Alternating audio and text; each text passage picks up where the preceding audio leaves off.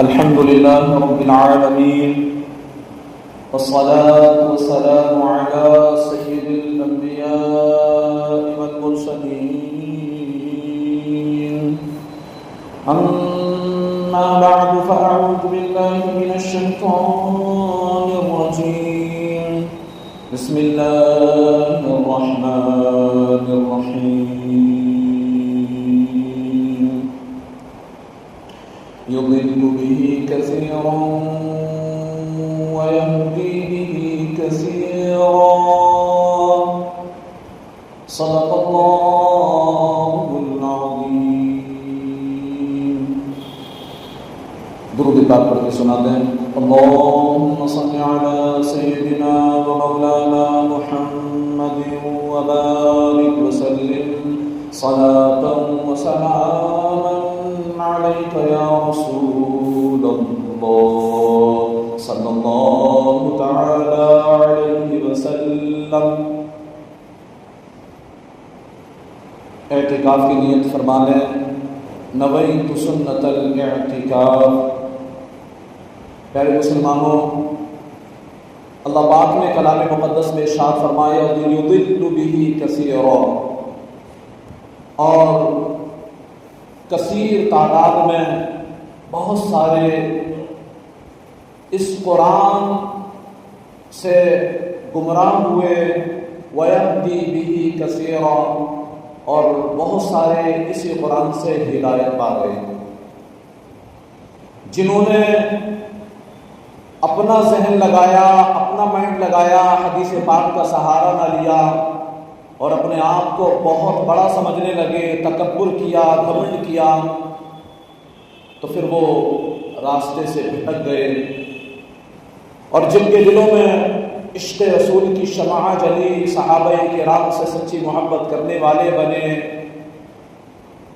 بزرگان دین کی محبت جن کے دلوں میں کوٹ کوٹ کر کے بھری، تو پھر انہوں نے اس قرآن کے فیضان کو یوں پایا کہ اس قرآن کے ذریعے پھر وہ اللہ کے دوست بن گئے.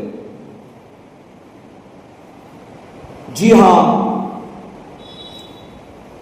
دجال کا فتنہ جو رونما ہوگا وہ بھی ایسے ہی لوگ اس کو بڑھاوا دیں گے اور اس کے گروہ میں شامل ہوں گے. حضرت انس بن مالک رضی اللہ تعالیٰ جو صحابی رسول ہیں، خادم مصطفیٰ صلی اللہ علیہ وسلم ہیں، آپ سے روایت کرتے ہیں کہ نبی پاک صلی اللہ علیہ وسلم نے فرمایا ما من نبی الا انذر امتہ الاعور الکذاب، یعنی جتنے نبی تشریف لائے سب نے اپنی اپنی امتوں کو کانے کذاب یعنی بہت بڑے جھوٹے دجال سے ڈرایا. اور مصطفیٰ کریم صلی اللہ علیہ وسلم کے دیوانوں، دجال واقعی بہت بڑا فتنہ ہے جو قرب قیامت ظاہر ہوگا. آئیے سنت انبیاء علیہ کا تحیت و ثنا پر عمل کرتے ہوئے اس فتنے سے متعلق چند روایات سنتے ہیں.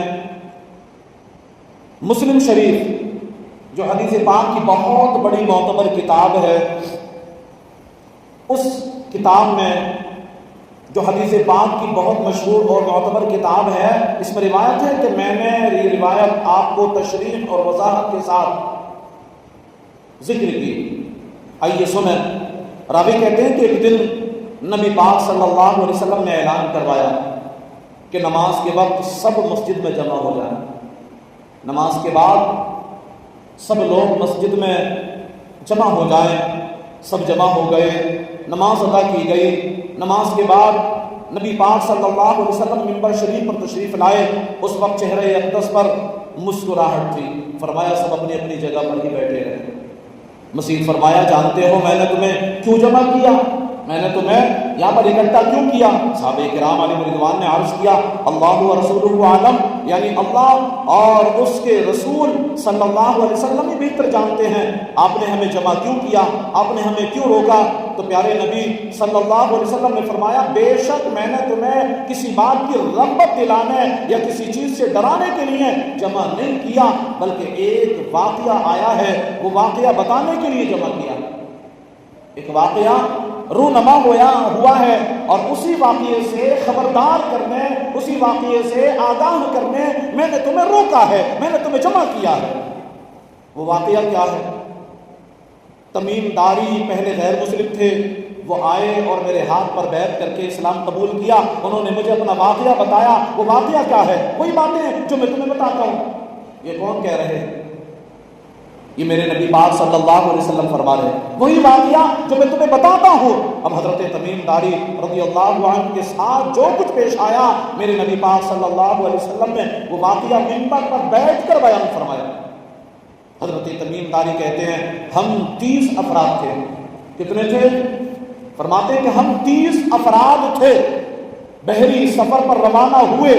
اس دوران سخت موجیں آئیں جنہوں نے ہمارے بحری جہاز کو اس کے راستے سے ہٹا دیا، بحری جہاز کو اس کے راستے سے ہٹا دیا۔ ہم 1 مہینے تک یوں ہی سمندر میں گھومتے رہے۔ ایک دن مغرب کا وقت تھا، ہمیں ایک جزیرہ نظر آیا، ہم اس جزیرے پر اتر گئے۔